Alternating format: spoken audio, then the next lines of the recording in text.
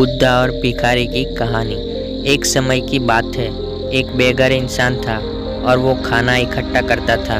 उसने ये ध्यान किया कि हर दिन उसका खाना गायब हो जाता है। उसने उस चूहे को पकड़ा जो उसका खाना चुराता था। ओ चूहे, तुम मेरा खाना क्यों चुराते हो? मैं एक बेघर इंसान हूँ, जाके अमीरों का खाना चुराओ, उन्हें पता भी नहीं चलेगा।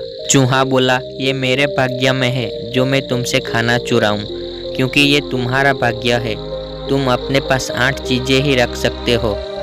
चाहे तुम कितना भी भीख मांग लो, चाहे कितनी भी चीज़ इकट्ठा कर लो, इतना ही है तुम्हारे भाग्य में। उस इंसान को सदमा लगा और उसका दिल भी टूट गया। भला कौन ऐसी किस्मत पाना चाहेगा? मेरी ऐसी किस्मत क्यों है? चूहा बोला, मुझे नहीं पता, तुम जाके बुद्धा से पूछ लो, शायद उन्हें पता हो। फिर बेघर इंसान यात्रा पर निकल पड़ता है। बुद्धा को ढूंढते ढूंढते वो पूरा दिन यात्रा करता है। फिर शाम हो जाती है। वो एक धनी परिवार के घर जाता है। थका हुआ, निद्राग्रस्त, वहाँ रात बिताने का फैसला करता है। घर के पास जाके दरवाज़ा खटखटाता है। ओ भाई साहब, अंधेरा हो रहा है और मैं यहाँ नया हूँ, कृपया मैं यहाँ रात बिता सकता हूँ? ठीक है, अंदर आ जाओ। जैसे ही भिखारी अंदर आता है, धनवान बोलता है, अरे भाई, क्यों और कहाँ के लिए यात्रा कर रहे हो? भिखारी बोलता है, मेरे पास बुद्धा के लिए एक सवाल है और मैं उनसे मिलने जा रहा हूँ। तभी अमीर आदमी की पत्नी वहाँ आती है। अमीर आदमी की पत्नी बोलती है, क्या हम तुम्हें एक सवाल दे सकते हैं जो तुम बुद्धा को पूछ सकते हो? भिखारी बोलता है, वो ठीक है, शायद मैं आपकी ओर से पूछ सकता हूँ। आपका सवाल क्या है मेम साहब? पत्नी बोलती है, हमारी एक 18 साल की बेटी है जो बोल नहीं सकती। हमें बस ये पूछना है, हमें क्या करना होगा ताकि वो बोल सके। फिर भिखारी ठीक है कहता है और अगली सुबह ही अमीर आदमी को धन्यवाद कहता है और वो अपनी यात्रा जारी करता है। और आगे चलते उसको एक पहाड़ दिखता है, जैसे कि पहाड़ों की लाइन लगी थी। फिर वो मन में सोचता है, हे भगवान, मैं इस पहाड़ों को कैसे पार करूं? भिखारी एक पहाड़ को पार करता है और उसे एक जादूगर मिलता है रास्ते में। भाई साहब, क्या आप मेरी मदद कर सकते हैं इसे पार करने में? जादूगर, चढ़ जाओ मेरी छड़ी पर। भिखारी जादूगर की छड़ी पर चढ़ जाता है और जादूगर के पीछे बैठ जाता है।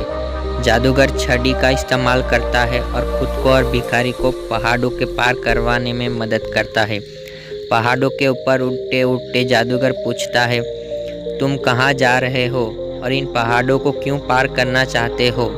भिखारी बोलता है, मैं जाकर बुद्धा से मिलकर पूछने वाला हूँ मेरे भाग्य के बारे में।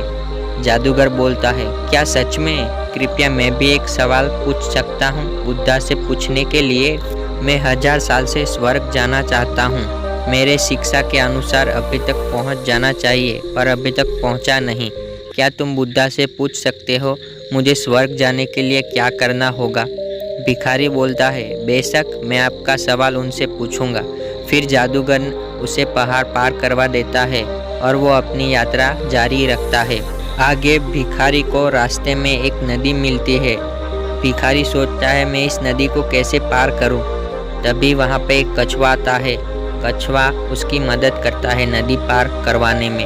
कछुआ बोलता है, तुम कहाँ जा रहे हो? भिखारी कहता है, मैं बुद्धा से मिलकर अपने प्रश्नों का उत्तर पूछूंगा अपने भाग्य के बारे में। कछुआ बोलता है, क्या तुम मेरे लिए भी एक बुद्धा से सवाल पूछ सकते हो? भिखारी बोलता है, बेशक, क्या सवाल है? कछुआ कहता है, मैं 500 सालों से ड्रैगन बनना चाहता हूँ और मेरी शिक्षा के अनुसार मुझे अब तक ड्रैगन बन जाना चाहिए। कृपया तुम बुद्धा से पूछो मुझे क्या करना होगा ताकि मैं ड्रैगन बन सकूं। भिखारी कहता है, अवश्य पूछूंगा। धन्यवाद कहता है नदी पार करवाने के लिए। कछुआ कहता है, मैं आपका आभारी रहूंगा, मेरे सवाल पूछना मत भूलना। फिर वो भिखारी बेघर इंसान बुद्धा को ढूंढने निकल जाते हैं और आगे भिखारी को बुद्धा जहाँ रहते हैं वो मार्ग उसे मिल ही जाता है। फिर भिखारी मठ के पास खड़ा रहता है और एक लंबी सांस लेता है, पहुंच गया मैं, आखिर मिल ही लूँगा महान बुद्धा को। वो बेघर इंसान अंदर प्रवेश करता है, जोशपूर्ण और बाकियों के सवाल पूछने के लिए। वो महान बुद्धा को सादर प्रणाम करता है। कृपया मेरा नमस्कार स्वीकार करें। बुद्धा, मैं बहुत दूर देश से आया हूँ आपसे सवाल पूछने के लिए। क्या मैं उन्हें पूछ सकता हूँ? बुद्धा कहते हैं, बेशक पूछ सकते हो, पर मैं 3 सवालों के जवाब दूंगा। याद रहे, केवल 3 सवाल। भिखारी हैरान रह गया क्योंकि भिखारी के पास 4 सवाल थे। फिर भिखारी ध्यान से सोचता है कछुए के बारे में। कछुआ 500 सालों से ड्रैगन बनने की कोशिश कर रहा है। बेचारा प्राणी, जिंदगी कितनी कठिन होती होगी उस गहरी नदी में रहते रहते। फिर वो जादूगर के बारे में सोचता है जो हजारों सालों से जी रहा है स्वर्ग में जाने के लिए।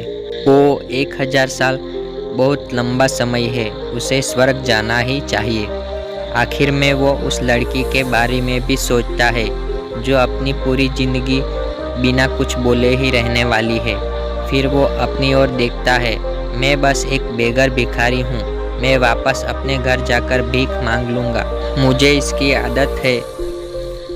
कुछ भी नहीं बदलेगा, पर उन लोगों के लिए सब कुछ बदल सकता है अगर उन्हें अपने सवाल के जवाब मिले तो जैसे ही उसने दूसरों की समस्या देखी तो खुद की समस्या बहुत छोटी लग रही थी। उसे बहुत बुरा महसूस हो रहा था उस कछुए जादूगर उस लड़की के लिए, और इसीलिए उसने उन लोगों के सवाल पूछा। जाहिर सी बात है, बुद्धा ने उसके जवाब भी दिए। बुद्धा कहते हैं, कछुआ अपना ढांचा छोड़ने के लिए तैयार ही नहीं है। जब तक वो अपना ढांचा नहीं छोड़ेगा, अपने आराम से बाहर नहीं आएगा, वो कभी ड्रैगन नहीं बन सकता। वैसे ही जादूगर हमेशा अपनी छड़ी अपने पास रखता है, कभी उसे नीचे नहीं रखा। यही कारण है वो स्वर्ग नहीं जा सकता। वो अपनी छड़ी जैसे नीचे रखेगा वो स्वर्ग जाएगा। भिखारी, मैं उन्हें ये जरूर बताऊंगा। और उस लड़की का क्या? बुद्धा बोलते हैं, रही बात लड़की की तो वो जरूर बोल पाएगी जब उसे अपना हमसफर मिलेगा। भिखारी, धन्यवाद महान बुद्धा। फिर बेघर इंसान बुद्धा को प्रणाम करता है और अपने घर की तरफ निकल पड़ता है। नदी के पास उसे वो कछुआ मिला। कछुआ बोलता है, क्या तुमने पूछा? भिखारी कहता है, बेशक, तुम्हें बस अपना ढांचा निकालना है और तुम एक ड्रैगन बन जाओगे। वो कछुआ अपना ढांचा निकालता है और वो एक ड्रैगन बन जाता है। और उस ढांचे में बेशकीमती मोती थे जो गहरे समुद्र में ही मिलते हैं। और वो ड्रैगन बेघर इंसान को सब कुछ सौंप देता है। अब वो बेघर इंसान जादूगर से मिलता है एक पहाड़ की चोटी पर। आपको बस अपनी छड़ी नीचे रखनी है और आप स्वर्ग जा पाओगे। जादूगर, क्या सच में? भिखारी कहता है, यही बुद्धा ने कहा था। इसी तरह जादूगर अपनी छड़ी छोड़ देता है और उस इंसान को अपनी छड़ी देकर धन्यवाद कहता है। उस इंसान के पास अब कछुआ का दिया हुआ धन और जादूगर की छड़ी की शक्ति भी थी, और वो वापस उस परिवार के पास जाता है जिसने उसे आसरा दिया था। महान बुद्धा ने कहा कि जब आपकी बेटी अपने हमसफर से मिलेगी तो वो अपने आप बोल पाएगी। उसी क्षण उसकी बेटी भी नीचे आती है। क्या ये वही है जो पिछले हफ्ते भी यहाँ आया था? वो लड़की और उसके माता पिता हैरान हो जाते हैं। वो उस बेघर इंसान की तरफ देखते हैं, वहीं इसका हमसफर था। माता पिता ने उसकी शादी तय कर दी। फिर वो लोग हमेशा खुशी से रहने लगे।